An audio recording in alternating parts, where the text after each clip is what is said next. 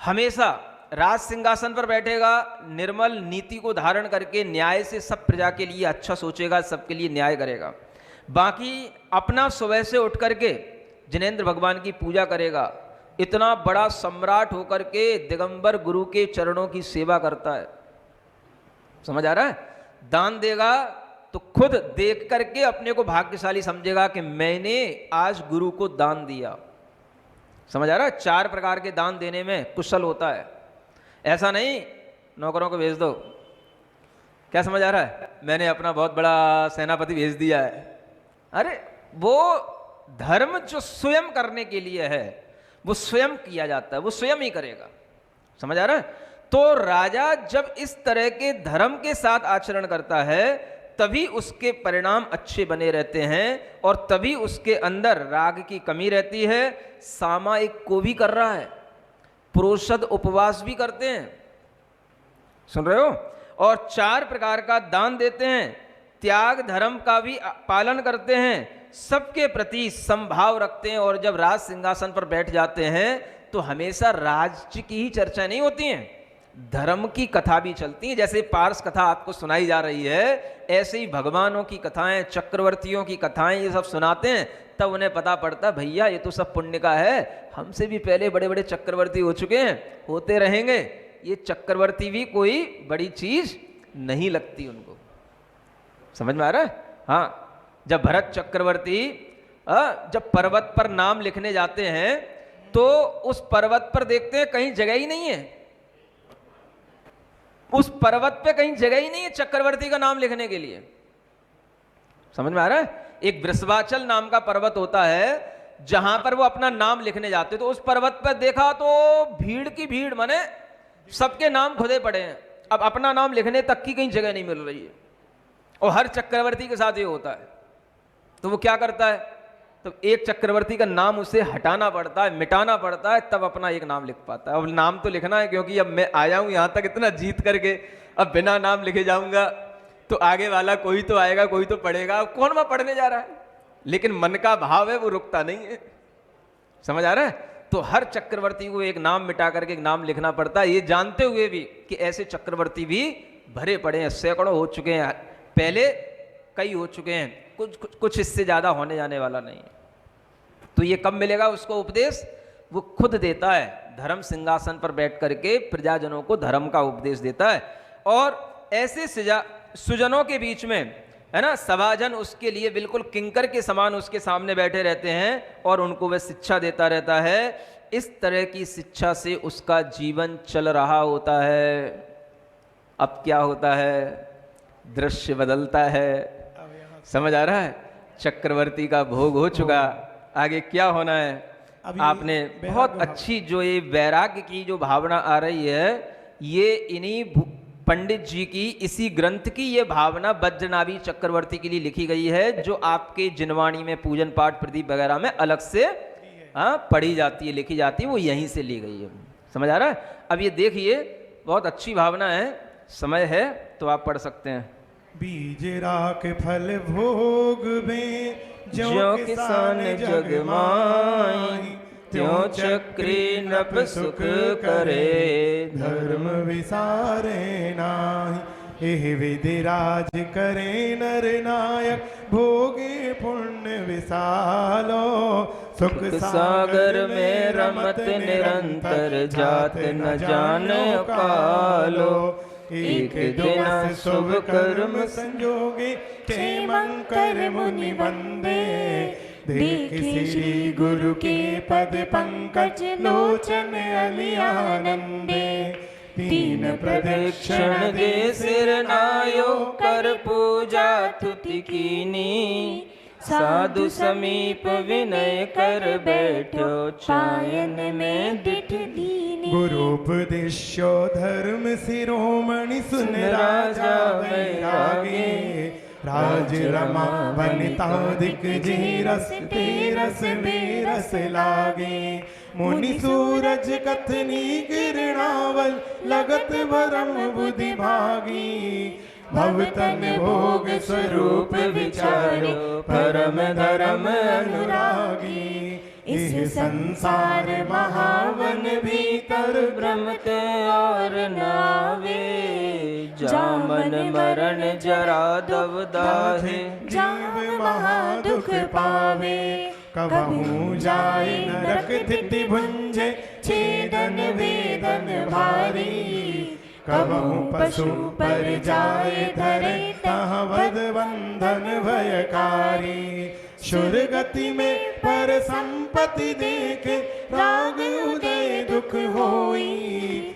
मानुष जोनि अनेक विपत्ति में, सर्व सुखी नहीं कोई। कोई इष्ट वियोगी विलखे, कोई अशिष्ट संयोगी। कोई दीन दरिद्री विलखे, कोई तन के रोगी। किसी घर कलिहारी नारी, के बैरी समभाई। किसी के दुख बाहर दिखे, किसी उर्दु चिताई। कोई पुत्र बिना नित झूरे, कोई मरे तब रोवे। कोटि संतति सो दुख उपजे, क्यों प्राणी सुख खो सोवे। पुण्य उदय जिनके तिनके भी, नाहि सदा सुख साता। यह जगवास यथारथ देखत, सब देखे दुख दाता। जो संसार विषय सुख हो, तो तीर्थंकर क्यों त्यागे। काहे को शिव साधन करते, संजम सो अनुरागे। यह वैराग्य भावना चल रही है। क्या चल रही है?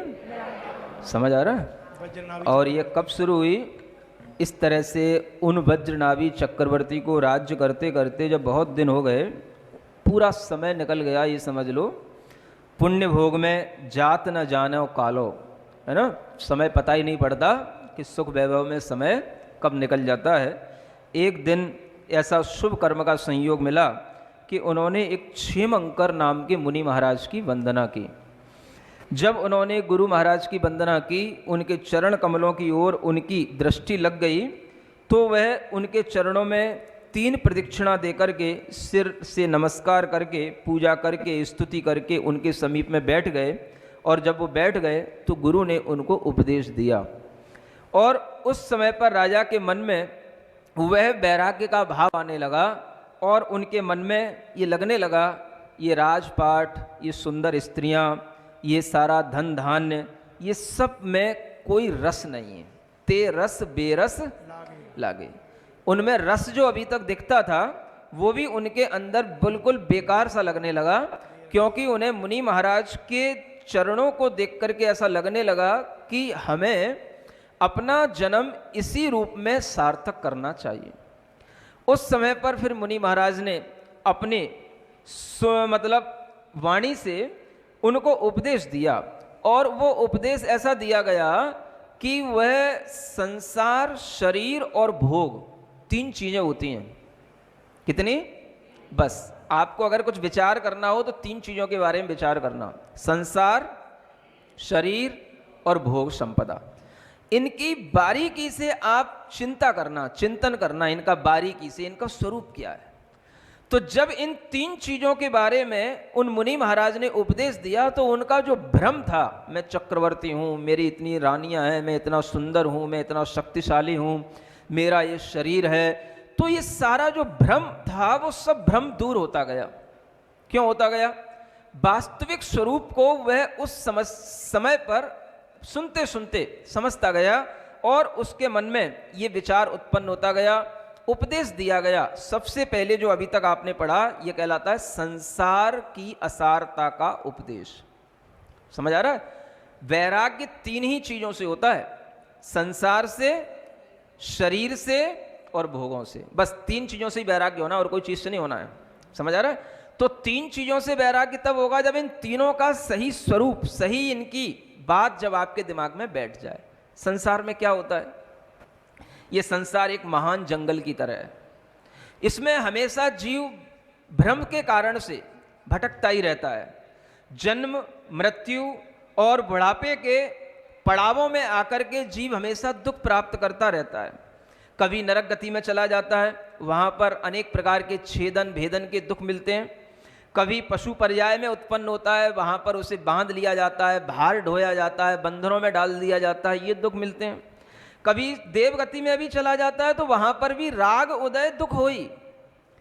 दूसरे देवों की संपत्ति देख करके, उनकी रिद्धियां देख करके दुख उत्पन्न होता है कि हम ऐसे अच्छे देव क्यों नहीं बने, इनके अंडर में हमें रहना पड़ रहा है। समझ आ रहा है? ऐसा वहां पर राग के कारण से मानसिक दुख उन देवों में उत्पन्न होता है।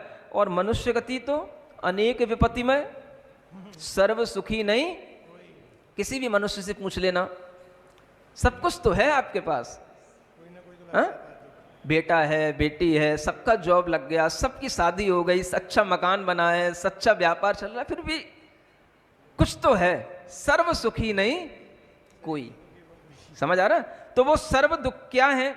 किसी के लिए कोई दुख है, कोई इष्ट वियोगी बिलखे, कभी अपने इष्ट जनों का वियोग हो जाता है, किसी को अशुभ का अनिष्ट का संयोग मिल जाता है, जो अच्छा नहीं है, अनुकूल नहीं है, प्रतिकूल कोई अपने घर में पैदा हो जाता है। समझ आ रहा है? नहीं पैदा हो जाता है तो अपन किसी ना किसी के साथ में संबंध बना लेते, वो अपने लिए उल्टे पड़ने लग जाते हैं। कोई दीन दरिद्री होकर के दुखी होता है, कोई तनका रोगी होकर के दुखी होता है, किसी के घर में कलिहारी नारी, समझ आ रहा है, सब कुछ है, अब वो कलही करती रहती है, हाँ? जब देखो तब बस उसे लड़ना है, झगड़ना है। अरे भाग्यवान, सब कुछ तो है घर में, काहे को लड़ती? लेकिन उसकी आदत है, उसका स्वभाव है, तो किसी के घर में यही एक क्लेश बना रहता है। समझ आ रहा है? और किसी के घर में भाई होता है, वही बैर बांध लेता है, हाँ? कहीं पर दुख बाहर दिखाई दे रहे हैं कि भाई इसके घर में इसका भाई इसका बैरी हो गया, इसकी स्त्री उसको सुख नहीं दे रही, इसका बेटा कपूत निकल गया। तरह तरह के कभी बाहर के दुख दिखाई देते हैं, और कुछ दुख ऐसे होते हैं जो आदमी अपने दिल में रखे रहता है, कह नहीं पाता, लेकिन फिर भी सुख नहीं मिल रहा है। समझ आ रहा है? किसी के दुख बाहर दिखे, किसी उर दुचताई। कोई पुत्र के बिना हमेशा, पुत्रियां तो हैं, पुत्र नहीं हो पा रहा, उसी में दुखी है। अगर हो भी गया थोड़े दिन रह पाता है, कभी गर्भ गिर जाता है, कभी जन्म के बाद मृत्यु हो जाती है, कभी 2, 5, 10 साल बाद हो जाती है, किसी की 20 साल बाद हो जाती है। अब समझो आप किसी का 20 साल का पुत्र चला जाए, तो ये तमाम तरह के ये दुख। कभी पुत्र बड़ा भी हो गया, खोटी संतति सो, खोटा निकल गया, डाकू बन गया, लुटेरा बन गया, चोर बन गया, कोई अपराध कर लिया, पुलिस में केस हो गया। समझ आ रहा है? सब नाम बदनाम कर दिया। क्यों प्राणी सुख सोवे? ये सब संसार में मनुष्य गति की ये सब विपत्तियां सबको दिखाई दे रही हैं, लेकिन फिर भी आदमी सुख से सो पा रहा है। तो ये क्यों सो पा रहा है? कहीं ना कहीं वो भ्रम में भूला है। जिनके हमेशा पुण्य के उदय रहते हैं, तिनको भी नाई सदा सुख साता। समझ में आ रहा है? पुण्य के उदय अच्छे अच्छे होने पर भी हमेशा सुख साता नहीं रहती, क्लेश बने ही रहते कुछ ना कुछ। चक्रवर्ती के क्लेश चक्रवर्ती जानेगा हाँ, वो आपसे कहेगा नहीं, हाँ, आपकी तरह रोने नहीं बैठेगा कि हमारे घर में महाराज ये हो रहा है। समझ आ रहा है? उसको अपना मन कितना भारी करना पड़ता होगा और कितना उसका दिल भारी होता होगा जब उसको कोई क्लेश होता होगा, वो वही जानता है। तो किसी ना किसी को हमेशा, क्योंकि अंतरंग में साता और असाता दोनों प्रकार के वेदनी कर्मों का उदय चलता रहता है। तो मनुष्य के लिए जब असाता वेदनी का उदय भी आता है तो भी उसे दुख की अनुभूति होती है। तो ये सब चलता रहता है, इसी का नाम है इस जगवास को यथार्थ रूप में देखो। समझ आ रहा है? यथार्थ माने हाँ, रियलिस्टिक नेचर जिसको बोलते हैं। अगर हम किसी भी चीज का कोई भी रियलिटी देखेंगे तो हमें समझ में आएगा कि इसमें सब जो है ऊपर ऊपर से सुख दिख रहा है, सब दिखें दुखदाता। क्या समझ आ रहा है? अपने बेटे बेटियों के लिए कितनी चिंता करनी पड़ती है, हाँ? पढ़ने से लेकर के विवाह होने तक, और विवाह होने से लेकर के उनका नया घर बनने तक कितनी चिंता करनी पड़ती है, और उसी में पूरा जीवन निकल जाता है। लेकिन वो दुख जैसा लगता कहाँ है, हाँ? कभी तब देखने में आता है जब वो कुछ विपरीत कर जाता है, तब लगता है कि इतना करने के बावजूद भी मुझे इसका क्या फल मिला। तो फिर बैठा बैठा दुखी होता रहता है, अकेला। क्या करेगा? समझ आ रहा है? वैराग्य भावना कहाँ से भाग पाएगा कोई भी चीज? जब सब कुछ दुख इस तरीके के दिखाई देने लग जाए तब भी आदमी वैराग्य की भावना ये भा ले तो ही बहुत बड़ी बात है। समझ आ रहा है? ये वैराग्य भावना सबके ज्ञान में होनी चाहिए, सबको पढ़ने में आनी चाहिए। एक बार दिन में सबको पढ़ना चाहिए, जिनवाणी में लिखी रहती है। कभी आपका मन दुखी हो, कोई आपको परेशान करे, ये वैराग्य भावना पढ़ के भी अपने मन को आप संभाल सकते हो। समझ आ रहा है? संसार है, संसार की रीति यही है, सब कुछ होता रहता है। जो संसार विषय सुख होता तीर्थंकर क्यों त्यागे। अरे बेटा तुम तो चक्रवर्ती हो, चक्रवर्ती अपने लिए सोच रहा है, मैं तो चक्रवर्ती हूं। अगर संसार में सुख होता तो चक्रवर्ती और तीर्थंकर जो एक साथ बने, ऐसे शांतिनाथ जैसे, कुंतुनाथ, अरयनाथ जैसे, ये क्यों त्यागते अगर संसार में ही सुख होता तो? समझ आ रहा है? तो चक्रवर्ती भी ये विचार करता है, अगर संसार में सुख होता तो तीर्थंकर त्याग करके ऐसा आत्म ध्यान नहीं करते और काहे को शिव साधन करते, संयम सो अनुरागे। मोक्ष का साधन क्यों करते, संयम से राग क्यों करते? और ये सब असंयम जो हमें दिखाई दे रहा है, इससे जो हमारा राग हटेगा तभी संयम से अनुराग होगा, ऐसा विचार करता है। इसका नाम है संसार भावना। संसार से वैराग्य करने के लिए भावना भाना, ठीक है ना? तो आप इसको आराम से पढ़ना, जल्दी कुछ नहीं है। आज आप संसार भावना वालो, कल शरीर और भोगों से वैराग्य की बात आपसे की जाएगी। आज के लिए इतना ही।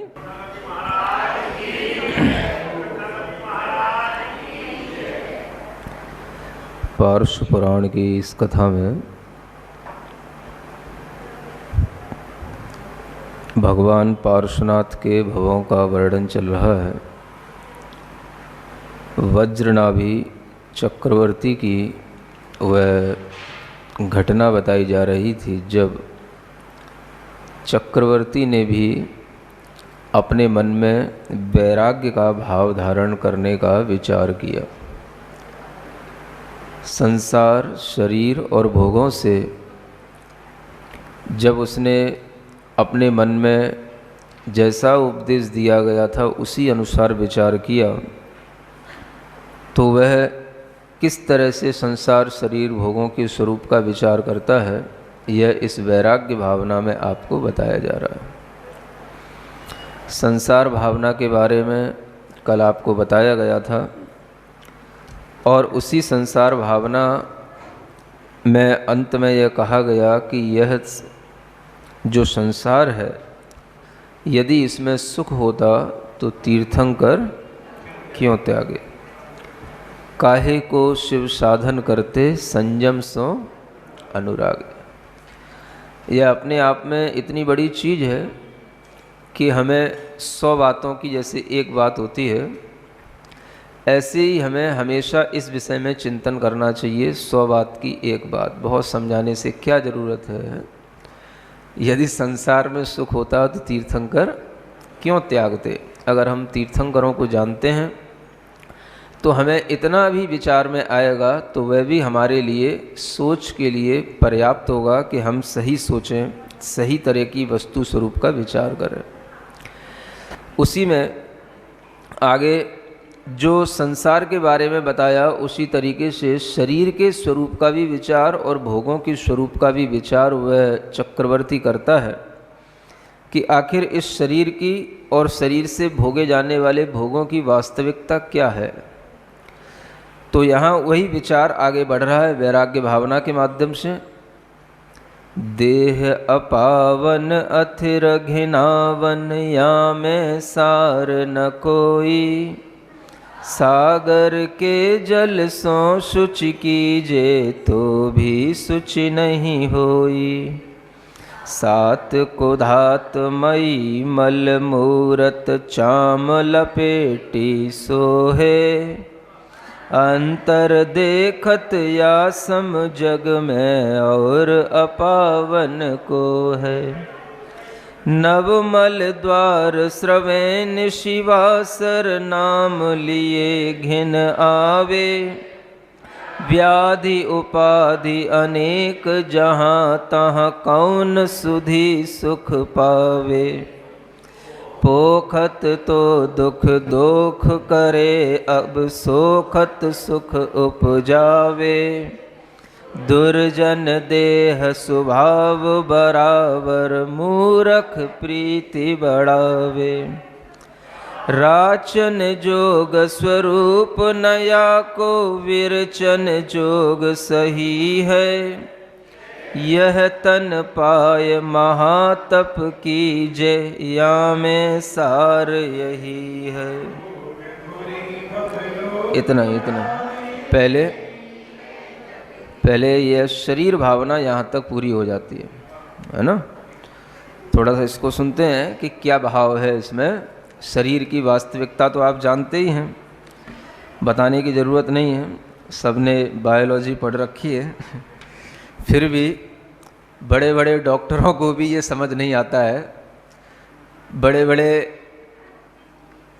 ऑपरेशन करने वाले, समझ आ रहा है, पैथोलॉजी के टेस्ट करने वाले और बड़े बड़े पोस्टमार्टम करने वाले भी शरीर को सब तरीके से देखते हैं, जानते हैं, लेकिन किसी भी डॉक्टर को आज तक वैराग्य पैदा नहीं हुआ।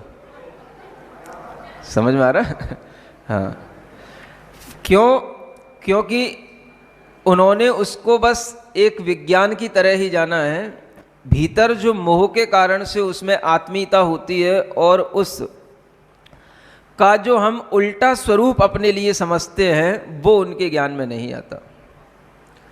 मोह का यही परिणाम है, जो जैसा नहीं है वो वैसा दिखने में आए। समझ आ रहा है? जो हम अपनी दृष्टि से देखते हैं वो तो मोह की दृष्टि से देखते हैं, लेकिन अगर हम जिनवाणी की दृष्टि से देखेंगे तो वो मोह से रहित दृष्टि से देखने में आएगा। तो कोई भी डॉक्टर को मोह से रहित दृष्टि आती नहीं है।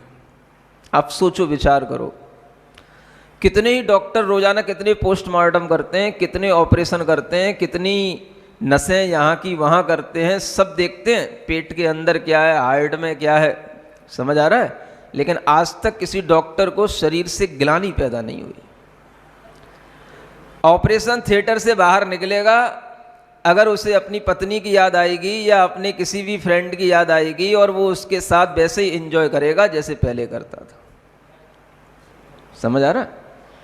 क्योंकि जो मोह की दृष्टि है वो तो पड़ी हुई है। हम बाहर कुछ भी सीख लें, कुछ भी जान लें, उससे मोह कम नहीं होता। मोह कम होता है जब हम ये समझने लग जाएं कि हम जो देख रहे हैं वो उल्टा देख रहे हैं, हम जो जान रहे हैं वो हम उल्टा जान रहे हैं। और जब हम मोह के बिना जानेंगे तो वो हमारे लिए सही जानने में आएगा। तो मोह के बिना जो दृष्टि है वो उन्हीं की होती है जो मोह से रहित हो गए हैं। जब मुनि महाराज उपदेश दे रहे हैं वज्रनाभी चक्रवर्ती को, तो वह मोह से रहित होकर के उसे समझा रहे हैं और उसकी समझ में आ रहा है। और वह वज्रनाभी चक्रवर्ती भी सोच रहा है कि वास्तव में मेरा शरीर भी तो है, तो शरीर ही औदारिक शरीर ही है। ये ठीक है कि थोड़ी सी हमको पुण्य के कारण से ज्यादा फैसिलिटी मिली है, समझ आ रहा है?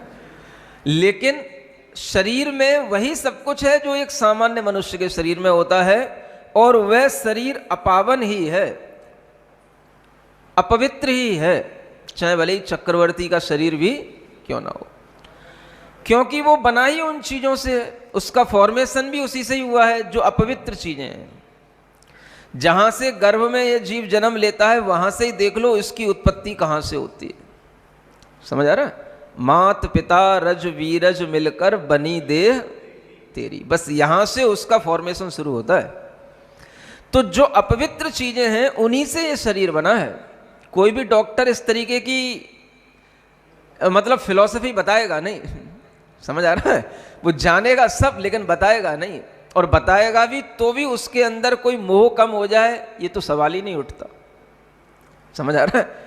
ये सोचने की बात है कि जो इतना अच्छा शरीर चक्रवर्ती का सुगंधित शरीर होता है, और जैसे तीर्थंकरों के लिए बताया जाता है कि उनके शरीर में आहार तो होता है, निहार नहीं होता है, ऐसे ही चक्रवर्तियों के लिए भी होता है। समझ आ रहा है? मलमूत्र की बाधा नहीं होती उनको, और इतना उनके शरीर में खिलाने के लिए उन्हें इतनी पौष्टिक चीजें दी जाती हैं कि बहुत सा तो चक्रवर्ती का वर्णन यहाँ छूट गया जो दूसरी जगह लिखा हुआ मिलता है। समझ आ रहा है? मतलब बताया जाता है कि जैसे कोई रसोइया है तो वो रसोइया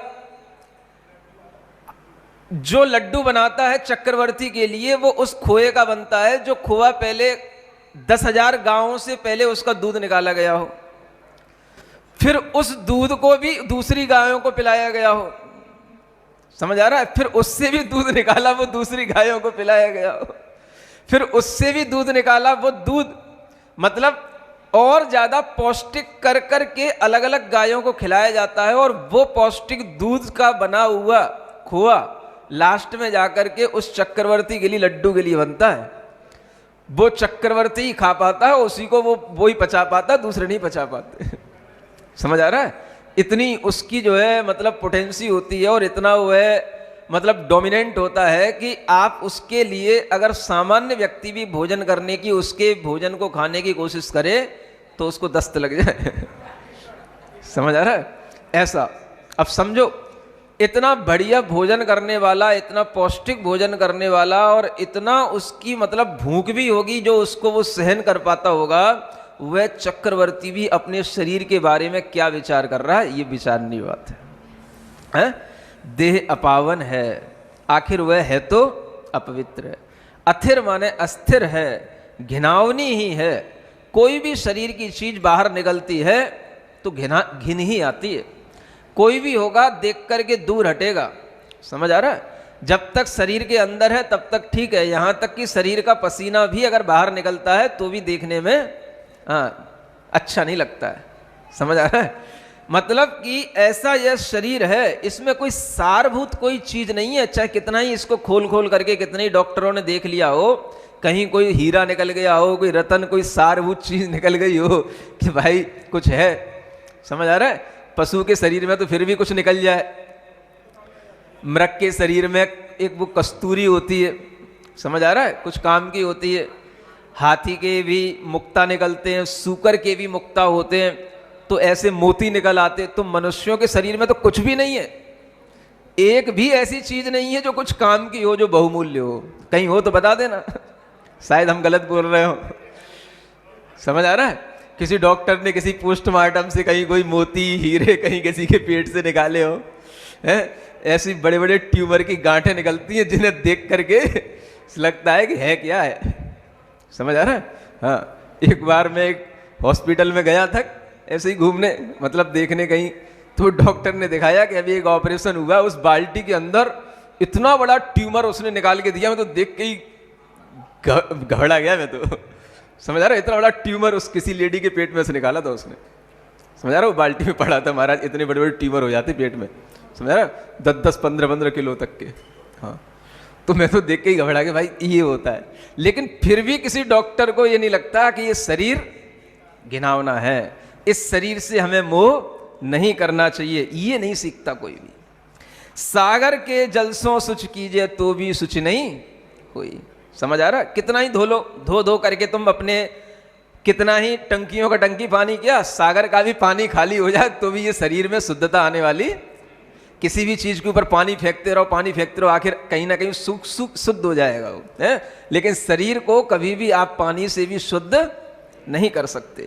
7 कुधातमयी, 7 धातुएं इसमें कुधातु कहलाती हैं, जो ये रक्त, मांस, मज्जा है ना, ये सब आदि 7 धातुएं हैं। इन सब 7 धातुओं से बनी हुई है ना मैल की, मल की ये मूर्ति है, चर्म बस लपेटी हुई है, इसलिए शोभा को प्राप्त है। चर्म बस एक चाम है, माखी के पंखन के माफिक बराबर। एक इन्हीं शायद भूधरदास जी ने कहीं पंक्ति में लिखा है कि माखी के पंखन के माफिक, अगर ये चाम हमारे शरीर पे न हो तो तुम जी ना सको। इतनी मक्खियां बैठे और इतने तुम्हें लौंच ले जाएं कबूतर और बाज कि जी ना सको। समझ आ रहा है, इस चर्म बस इतनी सी लपटी हुई है। ये चर्म इसकी पतली कितनी है, जैसे मक्खी के पंख होते हैं ना, मक्खी जो उसके पंख उतने बराबर पतली बस ये चर्म है, जिससे सब कुछ भीतर दबा ढका रखा है बस। समझ आ रहा है। अब आप सोचो अगर इसकी चर्म हट जाए तो फिर कैसा लगता है। कभी आदमी की खाल जल जाए, कभी आदमी के मुंह पे कहीं पानी गिर जाए, कुछ हो जाता है, कभी जल जाते तो आप देखो कैसा आदमी हो जाता है। देखने तक की घबराहट हो जाती, देखने तक को नहीं बनता है। समझ आ रहा है? कहीं शरीर के किसी हिस्से पे कहीं कोई जल जाए, पैर में, हाथ में, फिर देखो खुद को ही देखने में कैसा भयानक सा लगता है? बस चर्म से ये शोभा को प्राप्त है, चर्म ही तो हम देखते हैं। हाँ, गोरी चर्म है, सुंदर लग रहा है, समझ आ रहा है? थोड़ी सी सांवली है, ये सांवला है, काली है, काला है, बस चर्म देख करके बस खुश होते हैं बस। और क्या है, भीतर तो सब बराबर है, सब कुछ। समझ आ रहा है? केवल बस हमारी दृष्टि कहां पर रहती है? चर्म पर, चर्म। समझ आ रहा है? एक और बात बता दूं, बुरा तो नहीं मानोगे? चर्म पर जिनकी दृष्टि रहती है उन्हीं को चमार कहा जाता है।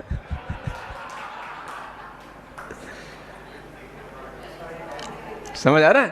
हाँ, आप देख लो उनके और काम क्या होते हैं? बस अगर हम अपनी दृष्टि को मोह से रहित करेंगे तो हम ये सोचेंगे ये चर्म का ही वस्तु मोह है, बाकी तो सब क्या, भीतर तो कुछ है ही नहीं ऐसा कुछ जो देखने लायक हो कि हाथ लगाने लायक हो। समझ आ रहा है? ये चर्म के मोह के कारण से ये हमें शरीर शोभा को प्राप्त दिखता है। अंतर देखत यासम जग में और अपावन को, भीतर देखोगे तो इस शरीर में सारी की सारी चीजें अपवित्र हैं।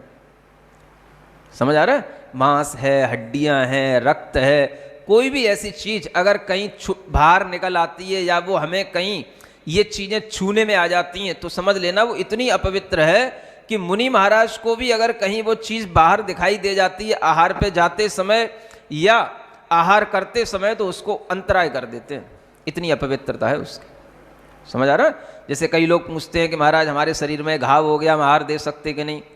अगर आपके शरीर में घाव दिख रहा है, प्यूब निकलती है या रक्त बहता है तो ऐसी स्थिति में आप कभी भी आहार नहीं दे सकते हो, वो अशुद्ध माना जाता है। समझ आ रहा? सूख गया हो तो बात अलग है। तो कभी भी ऐसी अशुद्ध स्थिति में आहार दिया भी नहीं जाता और देना भी नहीं चाहिए, इसको काय की शुद्धि होती ही नहीं है। समझ आ रहा? तो इस तरह की जो हमारे काय में अशुद्धियां होती हैं, ये अगर हम विचार करें तो हमें पता पड़ेगा कि इससे अपावन कोई भी चीज दुनिया में नहीं है। नवमल द्वार श्रवण निशिवासर। समझ आ रहा है? 2 आंख, 2 कान है, 2 नाक, सब कुछ है, मुंह और जो मलमूत्र के स्थान, ये 9 द्वार कहलाते हैं जिनसे हमेशा ही मैल ही बाहर निकलता है और जिनका नाम लेने पर भी अच्छा नहीं लगता है। समझ आ रहा है? नाम लिए घिनावे। क्या सुन रहे हो? ऐसी इस शरीर में अनेक तो व्याधियां हैं और अनेक इसमें उपाधियां, का मतलब होता है अनेक तरह की मानसिक चिंताएं हैं ऐसे इस शरीर के अंदर, और उसके कारण से इस शरीर में और इस शरीर को धारण करने वाले उस जीव में कभी भी सुख की प्राप्ति नहीं होती। ऐसे इस शरीर को अगर हम वास्तविकता के साथ देखें तो कौन सुधी सुख पावे, कौन बुद्धिमान होगा जो इस शरीर से सुख पाने की इच्छा करे? शरीर से क्या सुख मिलेगा? हाँ? फिर आगे कहते हैं कि पोखत तो दुख दोख करे, जितना ज्यादा तुम इसको पुष्ट करोगे ना, पोखत का मतलब हाँ ज्यादा पोषण करना है, जितना ज्यादा इसको मालपुआ हलवा जितना ज्यादा खिला खिला करके पुष्ट करोगे ना, ये उतना ही ज्यादा डील डॉल होता जाएगा और उतना ही ज्यादा बीमारी का कारण बनेगा। हाँ, समझ आ रहा है? जितना इसको पुष्ट करोगे उतना दुख देने वाला होगा, थोड़ा अगर सुखा के रखोगे तो सुख उपजाएगा। ये मत कहो महाराज, सुखाने की बात मत कहो। हैं? लिखा सर देख लो, अपनी मोह की दृष्टि के कारण से हमें ऐसा लगता है कि पोषण होने में तो सुख है और शोषण होने में दुख है ना? जबकि आप देखोगे आप सुखी तभी रहोगे जब आपका शरीर, समझ आ रहा है, ज्यादा जो है फूला हुआ मोटा ताजा ना हो, आपके कंट्रोल में हो, और आप अगर उस शरीर को हल्का बना करके रखोगे तो सुखी रहोगे। ज्यादा भारी हो जाएगा तो आपके लिए दुखदायी हो जाएगा, है ना? घुटने के रोग ये उसी कारण से होते हैं, कमर के रोग जब शरीर ज्यादा पुष्ट हो जाता है। हाँ? तो ये हल्का बना के रखो, हल्का रहेगा तो ये मेहनत भी करेगा, हल्का रहेगा तो ये काफी काम कर सकेगा, लंबे समय तक चल सकेगा, हल्का रखेगा तो इसकी उम्र भी अधिक रहेगी, और ज्यादा चर्बी ज्यादा चढ़ गई तो वो चर्बी जो है वो हार्ट पे भी चढ़ जाती है, समझ आ रहा है। तो फिर जो है वो सब चीज़ें रुकने लग जाती हैं, फिर गति कम हो जाती है, आयु भी कम हो जाती है, समझ आ रहा है। तो इसको थोड़ा सा सुखा के रखो। कैसे सुखाएं महाराज? धूप में पड़े रहो, सूख जाएगा। थोड़ा सा अगर ऐसे ना सूखे महाराज, धूप में तो काले पड़ जाएंगे। तो फिर ऐसा करो, कभी कभी अष्टमी चतुर्दशी को थोड़ा सा इसको एकासन करने की आदत डालो, उपवास करने की आदत डालो। उस दिन इसको हलवा पूड़ी है ना, मिष्ठान मत खिलाओ, ऐसा ही नियम ले लो तो भी चलेगा। हफ्ता में 1 दिन, 15 दिन में 2 बार, इतना तो कम से कम करना ही चाहिए। तभी तो कहा गया है कि श्रावक भी दान, सील, उपवास, पूजा, इन 4 गुणों के माध्यम से ही श्रावक अपने धर्म का निर्वाह कर पाता है। समझ आ रहा? दान, पूजा, सील और उपवास, ये 4 चीजें बताई हैं श्रावक के लिए, समझ आ रहा है। तो उसमें उपवास भी है, जिसके माध्यम से आपका शरीर भी सही रहेगा और कर्म की निर्जरा भी होगी, धर्म की भावना भी आपके अंदर बनी रहेगी। तो कहते हैं कि इस देह का स्वभाव तो दुर्जन के बराबर है, जैसे दुष्ट व्यक्ति होता है। अभी पहले बताया था ना कमठ के लिए। तो दुष्ट व्यक्ति के लिए जितनी तुम प्रशंसा करोगे, जितना उसकी तुम ध्यान रखोगे, जितना उसको पुष्ट करोगे, वो उतना ही ज्यादा तुम्हारे लिए खतरनाक सिद्ध होगा। दुर्जन देह स्वभाव बराबर। दुर्जन का स्वभाव कैसा होता है? अगर दुर्जन की ज्यादा आव भगत करोगे, दुष्ट व्यक्ति को ज्यादा, समझ आ रहा है, उसका मतलब आदर करोगे, दुष्ट व्यक्ति को ज्यादा अपने मतलब बातचीत में लोगे या ज्यादा उससे संबंध बना के रखोगे, तो वो तुमको ज्यादा परेशान करेगा। ये दुष्ट का स्वभाव होता है। हाँ, जैसे कमठ के लिए मरुभूति गया उससे क्षमा मांगने के लिए, समझ आ रहा, उसने उसके ऊपर पत्थर पटक दिया। हाँ, उसे क्षमा वहां से कोई मतलब नहीं होता है। गुस्सा माने उसके अंदर गुस्सा ही होगा, उल्टा सोचना माने उल्टा ही सोचेगा वो, समझ आ रहा है। जैसे शरीर में कफ बनता है ना, और कफ बनने वाले उस शरीर में अगर आप जो है उसको ज्यादा मीठा खिलाओगे तो कफ और बनेगा।